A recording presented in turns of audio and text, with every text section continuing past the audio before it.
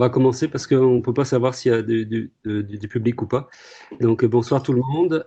Donc, ça me fait très plaisir d'animer cette séance sur le myélome multiple qui va durer donc pendant 1 heure.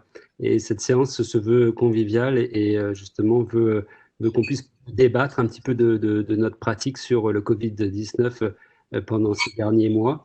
On va discuter de façon très ouverte. Il n'y aura pas de slide, pas de diaporama ou présentation officielle. C'est vraiment des questions à des experts. Donc, on a avec nous aujourd'hui plusieurs experts qui vont se présenter. Donc, moi, je me présente tout d'abord. Je suis le docteur Pavik. Donc, je suis oncologue médical au CHU de Sherbrooke. Et donc, j'ai un intérêt particulier pour le myélome multiple. La raison de ma présence ce soir ici, c'est que on n'a quasiment pas eu de cas à Sherbrooke. Et donc, je suis très intéressé d'entendre des experts qui ont eu, eux, une exposition relativement importante à la Covid-19, parce qu'il est probable qu'on assiste à une deuxième vague et puis qu'on va devoir faire face, nous aussi, à la Covid-19. Donc, on a pas mal de questions à leur poser. Donc, je vais laisser chacun des experts se présenter. Et donc, tout d'abord, docteur Leblanc. Donc, oui, Richard Leblanc, je suis hématologue à l'hôpital Maisonneuve-Rosemont. Maisonneuve-Rosemont, on était passablement échaudé par la COVID. C'est beaucoup mieux, plus froid actuellement, mais quand même. Donc, on a eu une exposition significative. Merci. Docteur Sabag. Oui, Michael Sebag, hématologue au CUSM. Et bon, nous aussi, on était un hôpital COVID, donc on a eu nos cas jusqu'à 150, je pense, à la fois, mais bien organisé et pas d'éclosion, relativement calme. Parfait. Docteur Kassouf. Élie Kassouf est oncologue à l'hôpital de Joliette. En fait, on est resté en hôpital dans la phase 4, donc on était supposé, on référait tous nos patients. Une des choses qui était quand même assez importante à mentionner, c'est la réorganisation de tout le travail d'hématologie et d'oncologie qu'on a fait à l'hôpital. On a eu pas mal de cas qui ont été probablement infectés, mais on n'a pas eu de cas directs de décès à cause de la COVID, chez les patients en oncologie, surtout pas des patients qui ont un myélome multiple. Parfait. Et enfin, docteur Jean-Samuel Boudreau.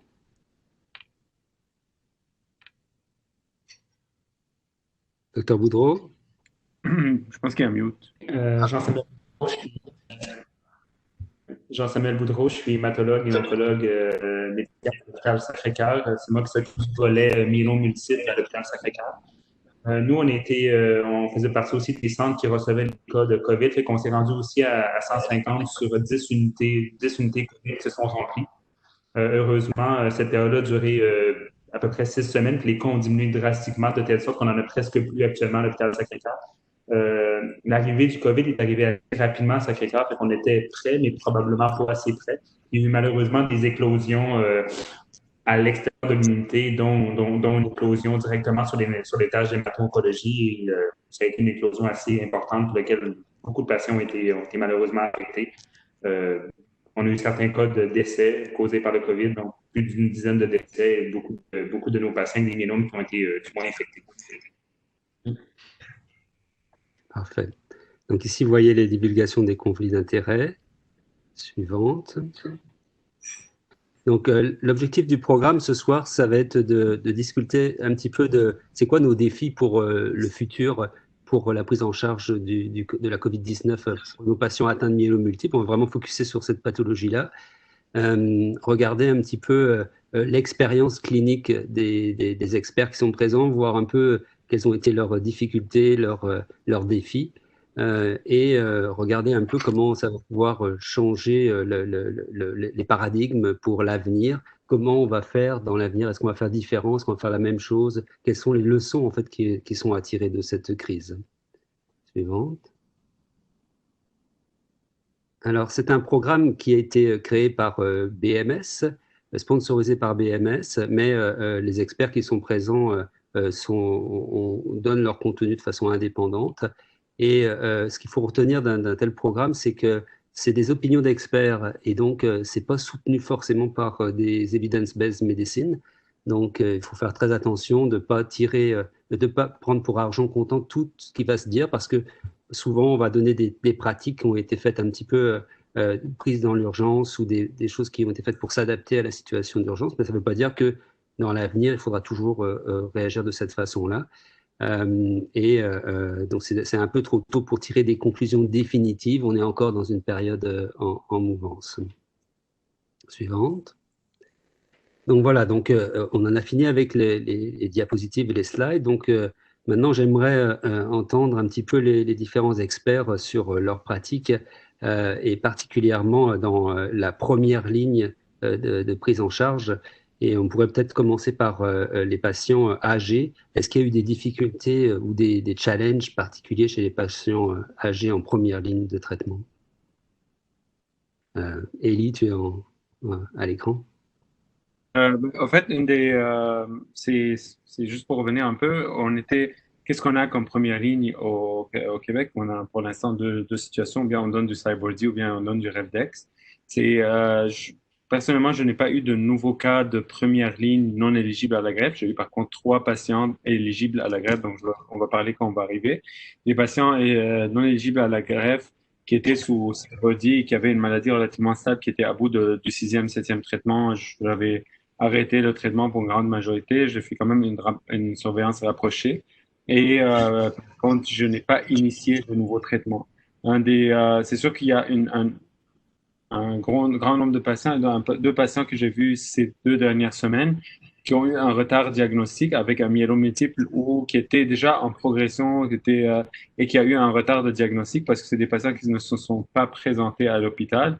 Donc là, actuellement, on est en train de rattraper un peu, dont un patient qui s'est présenté avec un syndrome de queue de cheval et une paralysie des 2 membres inférieurs. Ce patient aurait pu être rattrapé dans la fin de semaine. Quand même, il est jeune, 65 ans, mais théoriquement, il a d'autres comorbidités non éligibles à la greffe, mais est rendu maintenant avec une paralysie des membres inférieurs à cause du retard pour ne pas se présenter à l'hôpital. Donc ça, c'est une des choses qui serait importante pour nous comme une leçon de morale dans la prochaine étape ou pour se préparer si jamais il y a une deuxième vague. C'est comment on doit faire passer le message pour notre population à la maison qui, avant d'être diagnostiquée à l'hôpital, de référer quand ils ont certainement quelques symptômes parce que les retards diagnostiques dans le myélome multiple, c'est pas une joke. On parle d'une insuffisance rénale avec une dialyse ou on parle d'une fracture avec des comorbidités assez significatives. Donc, le patient jeune, quand même, s'est pas présenté à l'hôpital par peur de la COVID alors qu'il était connu avoir une maladie en progression. Il est terminé avec un queue de cheval. Il est opéré à Sacré-Cœur, mais c'est déjà trop tard. Je pense pas qu'il va récupérer. Tu as parlé d'arrêt de Cybordi pour certains patients qui étaient en traitement en première ligne. Est-ce que les autres experts ont eu aussi cette attitude-là d'arrêter ou bien de changer si le patient était sous Cybordi ou Velcade, tout simplement, de dire je change pour du Revlimid pour avoir un traitement plus à la maison? On a la chance, en myélome multiple, on a la chance quand même d'avoir plusieurs médicaments oraux.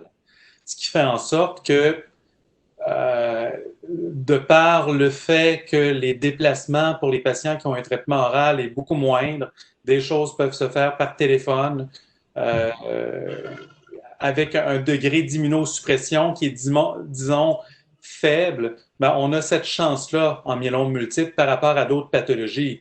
Donc, quand on donne l'énalidomide et dexaméthasone en première ligne, selon l'étude FIRST, ben, traitement d'immunosuppression, disons, légère, facile à donner, qui demande peu de déplacement, c'est des patients qui probablement n'auraient pas besoin qu'on cesse leur traitement. Pour les gens qui sont soit sous VMP, il y a encore quelques centres au Québec qui donnent du VMP en première ligne, ce qui est approprié, toxique pour le melphalan, mais approprié, versus Cybordi, ben, le bortezomib étant sous-cutané, nécessitant des visites à l'hôpital 1 fois par semaine, 4 semaines sur 5, tout dépendamment comment on l'administre, ben, c'est quand même plus exigeant, puis ça augmente les expositions des patients au milieu hospitalier. À ce moment-là, s'il y a des inhibiteurs des protéasomes oraux comme l'ixazomib, puis qu'on a accès à l'ixazomib, présentement au Québec, il y a un programme par compassion, il y a un programme d'accès qu'on utilise nettement plus. Je ne pense pas qu'il y a beaucoup de gens qui font du myélome qui n'utilisent pas l'ixazomib présentement. Ben, c'est sûr que ça permet, avec des protocoles comme le ICD, avec ixazomib, cyclophosphamide, dexaméthasone, quitte à la mettre à dose diminuée, ben, bénéficie d'avoir ce traitement oral-là en ayant un peu des bénéfices similaires aux protocole Rivlimid Decadron sans déplacement ou du moins des déplacements minimaux à l'hôpital. Okay. Donc toi, tu n'as pas arrêté de traitement, tu as continué tous tes patients, tu les as changés pour des thérapies. J'avais des principes de base. Un patient qui avait depuis au moins 6 mois, VGPR au mieux, sans aucun signe de petite, discrète augmentation des marqueurs pic monoclonal ou les chaînes légères, c'est des patients avec qui donc je m'assoyais en téléconférence, mais on s'assoyait pour discuter, est-ce qu'on donne une pause thérapeutique, sachant qu'en récidive, ben, le traitement qu'on donne présentement, à moins qu'il se mette à progresser rapidement à l'intérieur des 60 jours qui suivent l'arrêt de traitement, ben, c'est des traitements qui vont pouvoir être redonnés ultérieurement. Donc, il y a des patients chez qui j'ai fait des pauses thérapeutiques, mais la majorité des patients, il y a vraiment une tendance en myélome multiple de poursuivre les traitements à long terme.